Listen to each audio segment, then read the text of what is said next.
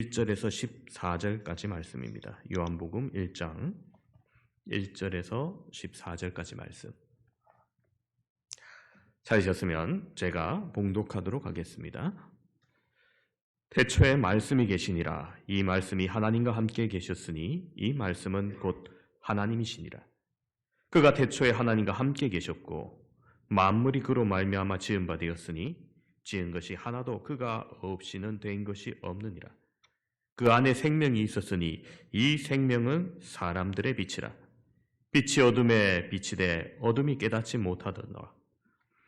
하나님께로부터 보내심을 받은 사람이 있으니 그의 이름은 요한이라. 그가 증언하러 왔으니 곧 빛에 대하여 증언하고 모든 사람이 자기로 말미암아 믿게 하리 함이라. 그는 이 빛이 아니요 이 빛에 대하여 증언하러 온 자라.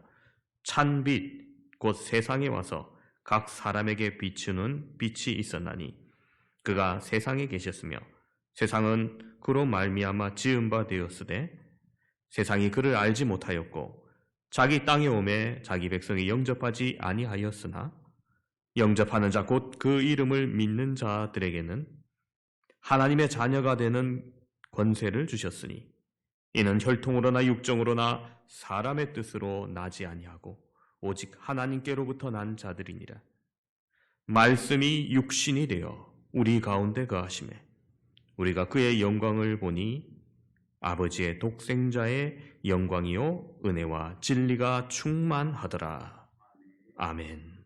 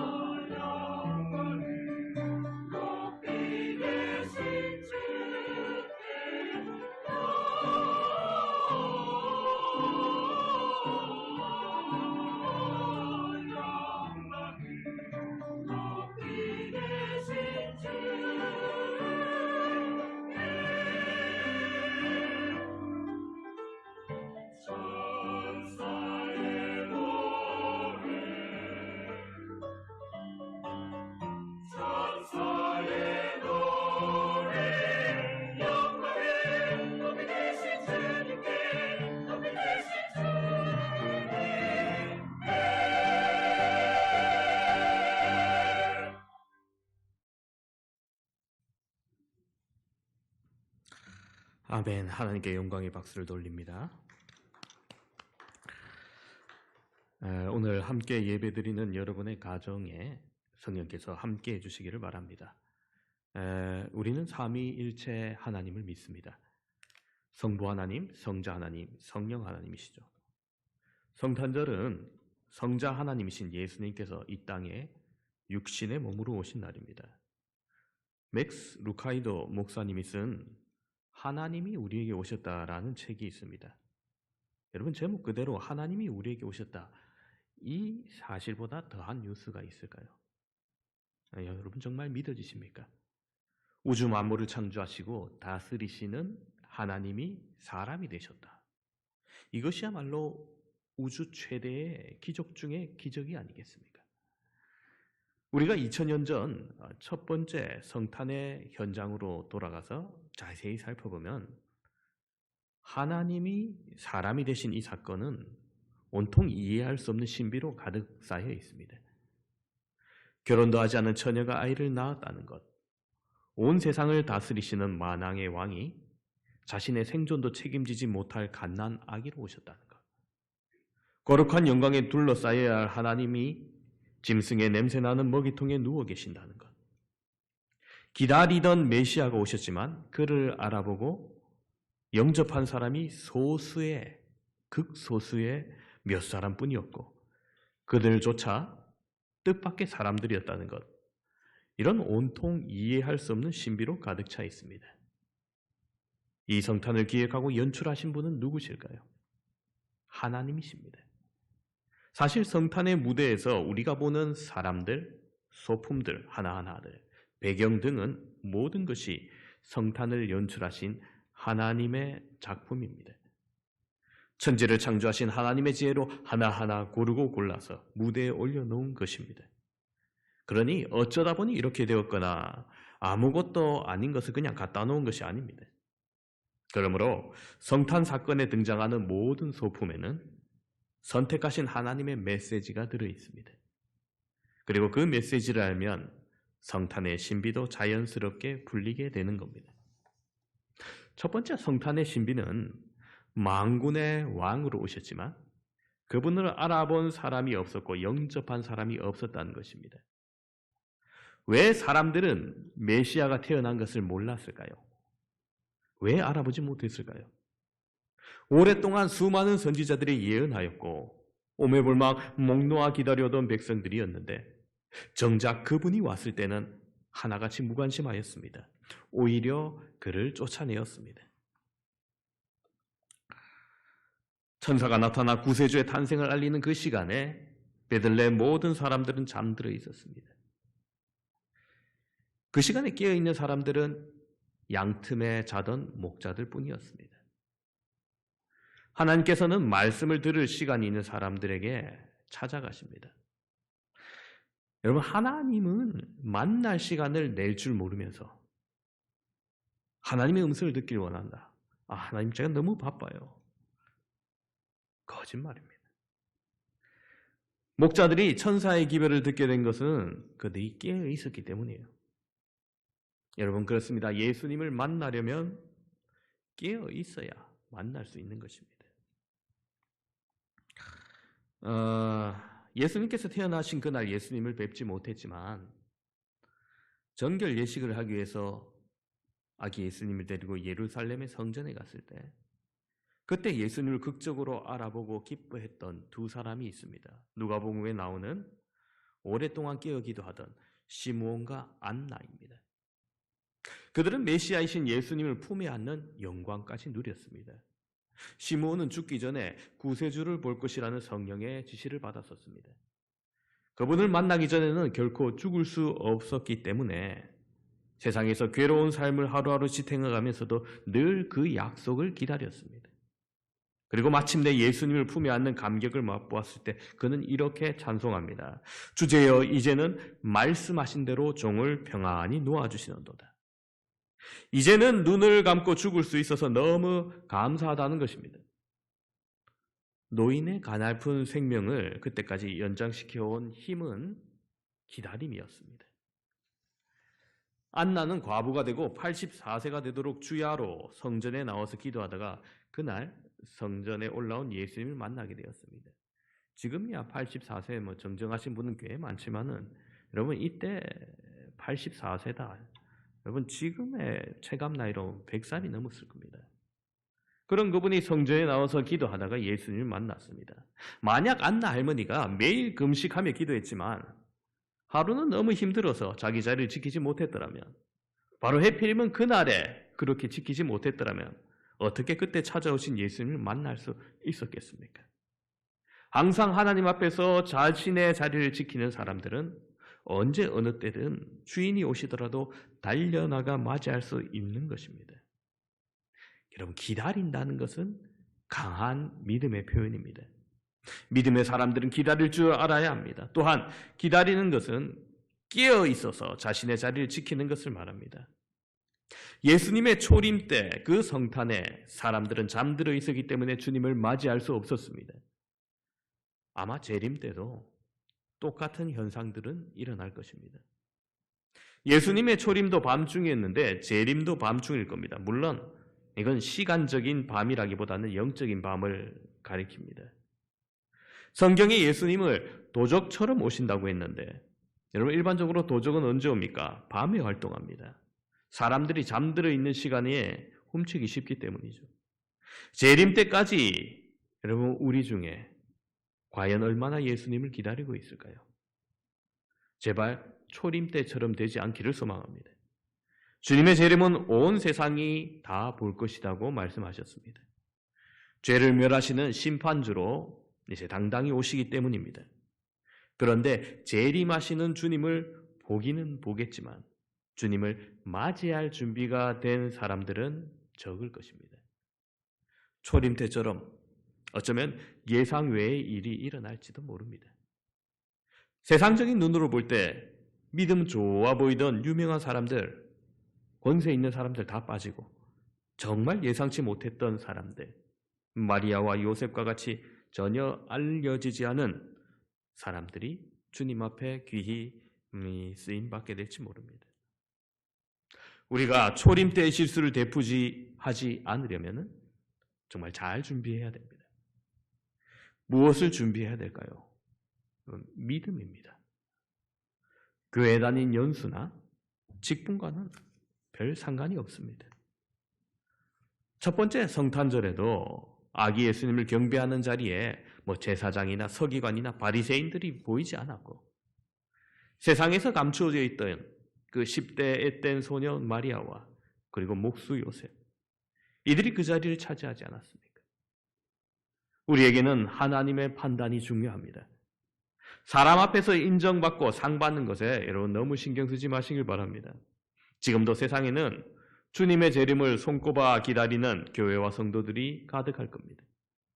그런데 그분이 오실 때 믿음을 가지고 깨어 자기 자리를 지키는 사람이 과연 얼마나 될까요? 이것이 2000년 전 첫 성탄이 우리에게 주는 교훈입니다. 바다고 원하기론 함께 예배드리는 모든 분들이 주님의 재림의 날에 주님을 맞이하는 자의 편에 온전히 서 있기를 축원합니다. 둘째는 첫 성탄절에 사람들이 메시아를 영접하지 못했던 이유, 바로 그분이 너무 의외의 모습으로 오셨기 때문입니다. 거룩한 하나님이 그 신성이 강보에 쌓여 누인 갓난아기, 감추어져 있습니다. 이 아기가 어떻게 온 우주의 주인이시며 만왕의 왕이시란 말입니까? 그 하늘의 영광은 어디 가고 그 위엄과 권능은 어디가 있습니까? 아무도 하나님을 알아보지 못했습니다. 그러면 하나님이 속이셨습니까? 아닙니다. 일찍부터 성경은 오실 메시아에 대해서 이렇게 예언해 주었습니다. 이는 한 아기가 우리에게서 낳고 한 아들을 우리에게 주심바 되었는데, 아기로 오신다는 것이죠. 이사야서 7장 14절은 또 이렇게 말합니다. 보라, 처녀가 잉태하여 아들을 낳을 것이요 처녀의 몸을 통해서 오실 것을 말씀하십니다. 미가서 5장 2절은 말합니다. 베르헴 에브라다야, 너는 유다 족속 중에 작을지라도 이스라엘을 다스릴 자가 내게서 내게로 나올 것이라. 그는 근본은 상고의 영혼에 있느니라. 이미 하나님은 한 아기로 베들레헴 동네에 태어나실 것을 예언되어 우리에게 가르쳐 주었습니다. 사실 사람들이 주님을 알아보지 못했던 것은 메시아는 왕이나 정복자로 오실 줄 믿었기 때문입니다. 재림의 예수님으로 오실 것을 바라봤기 때문입니다. 그러나 이사야 선지자는 메시아의 다른 면을 이렇게 예언하고 있습니다. 이사야서 53장 3절을 보시면은 그는 멸시를 받아서 사람들에게 버림받았으며 간고를 많이 겪었으며 질고를 아는 자라. 마치 사람들이 그에게서 얼굴을 가리는 것 같이 멸시를 당하였고 우리도 그를 귀히 여기지 아니하였도다. 그렇습니다. 그날 밤 베들레헴에는 수많은 방들이 있었지만 고통으로 신음하는 가난한 임산부를 맞아들인 곳은 단 한 곳도 없었습니다. 그들이 마침 찾아온 것은 가축의 우리였습니다. 요한은 그것을 이렇게 말하였습니다. 오늘 보면 10절 11절에 그가 세상에 계셨으며 세상이 그로 말미암아 지은 바 되었으되 세상이 그를 알지 못하고 자기 땅에 오매 자기 백성이 영접하지 아니하였으나. 그렇습니다. 거룩하신 하나님은 사람들이 함부로 가까이 갈 수 없는 분이었습니다. 그 이름을 함부로 부를 수도 쓸 수도 없었습니다. 하나님을 보는 사람은 죽어야만 했고 지성소에는 오직 선택된 제사장만이 들어갈 수 있었습니다. 그 거룩하신 하나님이 유대 땅 베들레헴 말구유에 아기로 오셨을 때 사람들이 알아보지 못했던 것, 어쩌면 당연한 일입니다.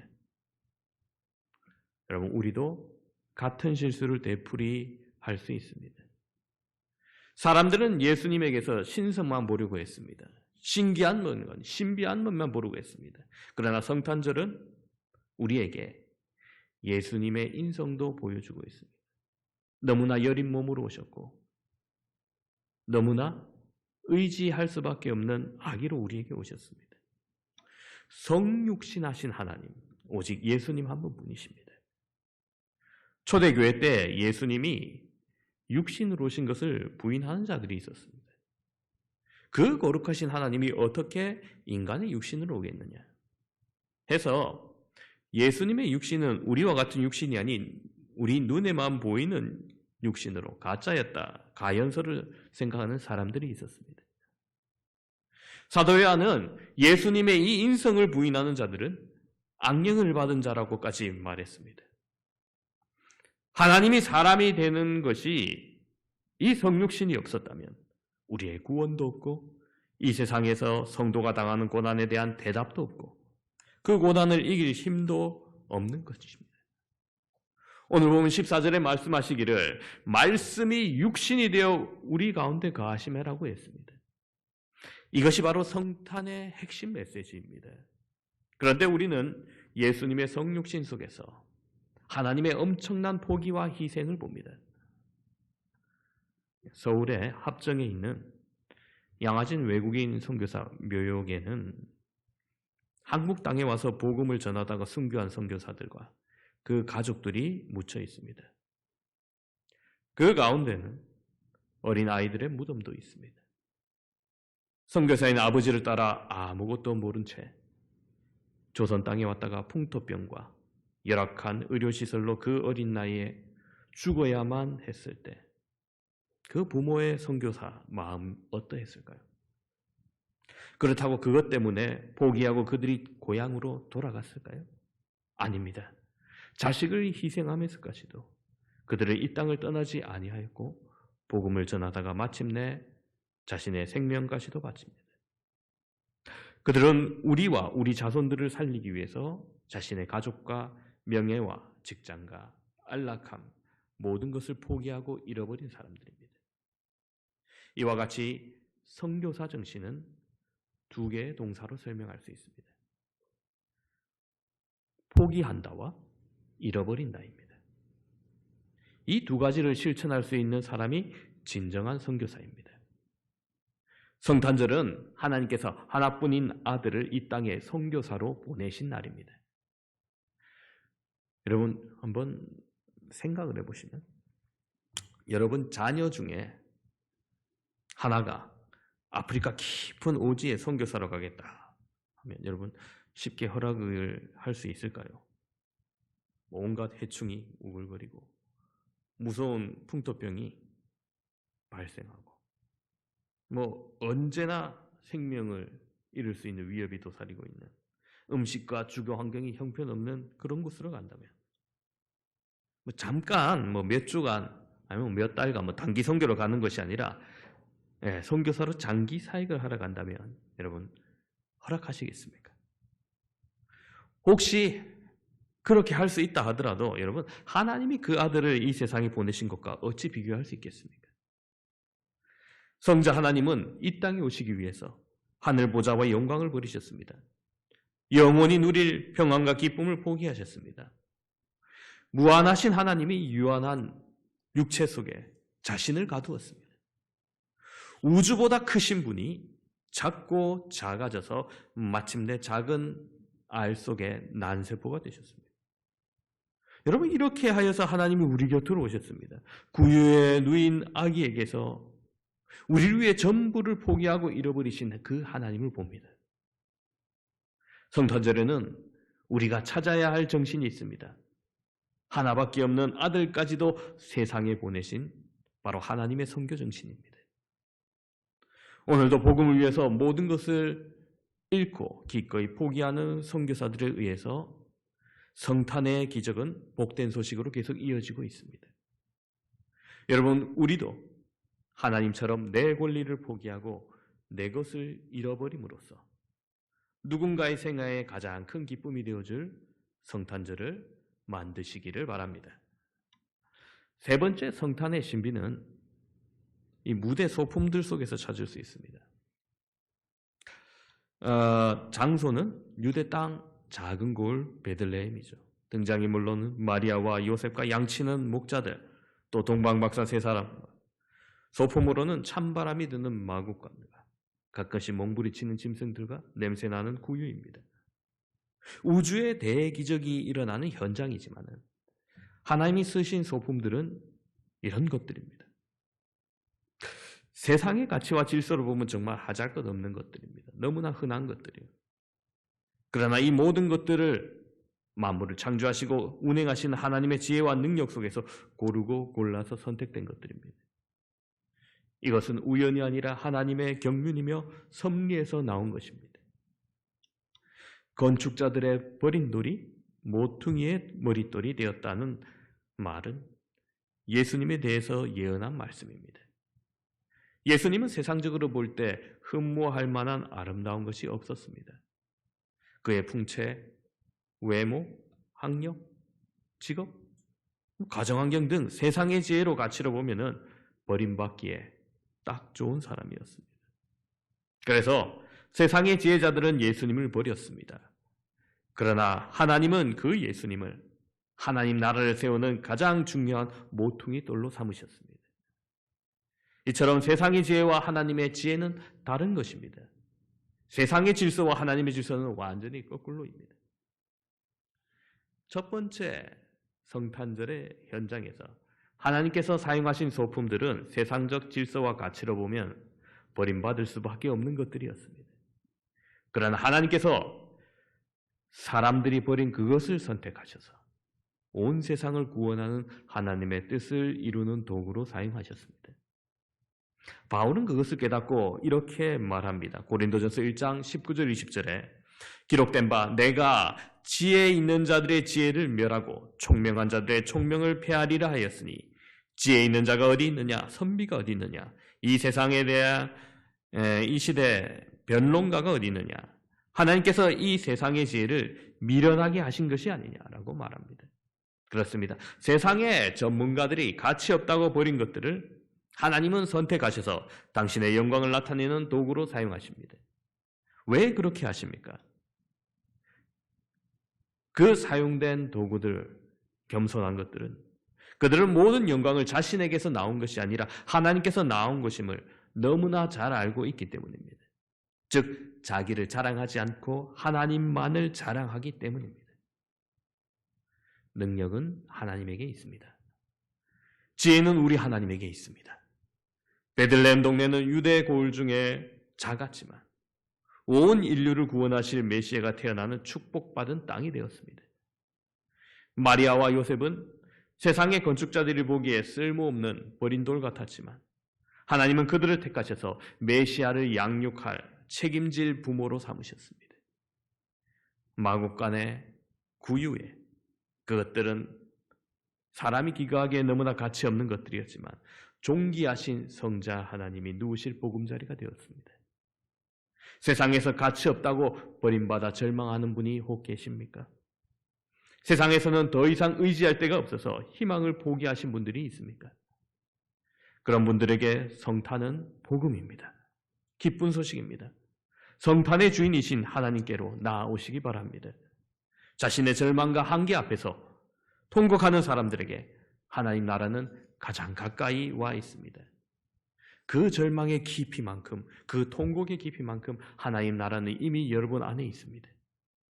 오늘 첫 성탄의 현장을 우리가 보면서 모든 것이 신비로 가득 차 있다는 것을 알았습니다. 도무지 이해할 수 없는 이야기입니다. 세상을 만든 주인이 오셨는데 그 백성이 알아보지 못하고 영접하지 아니하였고, 그럼에도 불구하고 성부 하나님은 그런 사람들을 구원하시겠다고 하나뿐인 외아들을 세상에 보내시는데, 성자 하나님은 완전히 자기를 버리고 사람이 되십니다. 그리고 이 성탄의 기적에 쓰임받은 인물이나 소품들은 다 하나같이 세상에서 가치 있는 것들이 아니었습니다. 이제 이 성탄의 신비를 풀 수 있는 코드를 말씀드리려 합니다. 두 가지입니다. 첫 번째는 바로 사랑입니다. 성탄의 사건에서 우리가 읽을 수 있는 하나님의 메시지는 사랑입니다. 왜 예수님은 거절당하고 버림받으시면서도 이 땅에 오셨을까요? 요즘 학대받는 어린이들 사건이 신문지상에 자주 등장합니다. 오늘날 유아들을 제대로 돌보지 않아 죽음에 이르게 한 부모를 사람들은 죽일 놈이라고 손가락질합니다. 그런데 이 지옥 같은 세상에 자기 아들을 밀어넣어서 십자가에 죽게 하신 하나님의 행위, 여러분 어떻게 이해하실 것입니까? 왜 예수님은 당시 영광과 권세를 버리고 스스로 고난받는 사람이 되셨습니까? 세상에는 귀하고 값 있는 것들이 많은데 왜 하나님은 마국간의 구유를 택하셨을까요? 그리고 왜 나 같은 사람을 위하여서 하나님 자녀로 선택하셨을까요? 아무도 무엇도 자랑할 것이 없는 겁니다. 여러분, 그 대답을 듣기를 원하십니까? 그것은 바로 하나님의 사랑 때문입니다. 그 한마디 대답밖에는 할 말이 없습니다. 성탄은 우리를 향한 하나님 아버지의 사랑이 폭발한 날입니다. 가장 사랑하시는 당신의 외아들을 우리에게 주셨습니다. 정말 있을 수 없는 기적입니다. 그러나 기적이기 때문에 그 사건이 거짓일 수는 없습니다. 왜냐하면 사랑은 할 수 없는 일이 없기 때문입니다. 그래서 사랑은 기적을 만드는 겁니다. 우리 하나님 아버지에게 그런 사랑이 있습니다. 마지막으로 성탄의 메시지를, 성탄의 신비를 발견할 수 있는 것이 있습니다. 여러분, 온 세상의 주인이시지만은 가장 높고 높은 자리에 계셔야 하는데 가장 낮고 낮은 자리에 계시는 주님을 봅니다. 가장 보배로운 자리라도 모실 수 없을 만큼 위대하고 광대하신 분이신데 어떻게 이 세상에서 가장 낮은 곳에 더 이상 내려갈 수 없는 밑바닥까지 내려가셨어요? 그날 밤 베들레헴에는 다른 아기들도 많았을 겁니다. 다른 태어난 아기들도 있었을 겁니다. 그런데 천사는 강보에 쌓여 누인 아기가 바로 메시아다, 왕이다, 예수님이다를 지명합니다. 이것이 표적이라고 했습니다. 성탄절의 신비를 보는 두 번째 코드가 바로 이 섬김입니다. 하나님은 이 세상 가장 낮은 곳으로 임하신 것은 모든 사람들을 섬기기 위함입니다. 섬김의 왕으로 오셨기 때문입니다. 섬기려면 무릎을 꿇어야 합니다. 화려한 장식이 달린 옷이 아니라 수건을 허리에 두르고 고개를 숙여야만 합니다. 베들레헴 말구유에서 골고다까지 예수님께서 걸어가신 길은 섬김의 길이었습니다. 최후에는 자신에게 있는 피 한 방울, 물 한 방울까지 다 뿌리시고 돌아가셨습니다. 가끔 내가 가진 모든 것, 손발, 재산, 가장 작은 것이라도 하나님을 위해서 남김없이 다 태워서 마지막에는 쟤처럼 그렇게 우리의 인생을 화할 수 있다면, 그것이 내가 맞이할 수 있는 죽음이라면 그보다 복된 인생이 있을까? 그러나 하나님 앞에서 얼마나 충성스러운 종으로 여김받을 수 있을까 생각해 봅니다. 하나님이 우리에게 쓰라고 주신 것은 너무 많이 남기고 가는 것, 여러분 부끄러운 일입니다. 물론 남편이 죽는데 과부가 아무것도 없으면 너무 비참하겠지만은 그 정도가 아니라 섬기고 섬기는 자리에 있는데 자산이 너무 많아. 부끄러운 일입니다. 그런데 우리는 남기고 가는 것이 너무나 많지 않습니까? 주님 주신 육체는 일하라고 주신 것인데 그저 잘 다듬고 치장만 하다가 그대로 그렇게 가지 않습니까? 주님 주신 재물이나 은사는 남을 위해 쓰라고 맡긴 것인데 주님 오실 그날에 창고에 가득 쌓여서 녹슬어 있다면 그 악함을 어떻게 하시겠습니까? 주님 앞에 서는 그날에 우리의 인생에서 결국에 남는 것은 남을 위해서 섬긴 것만이 남게 될 겁니다.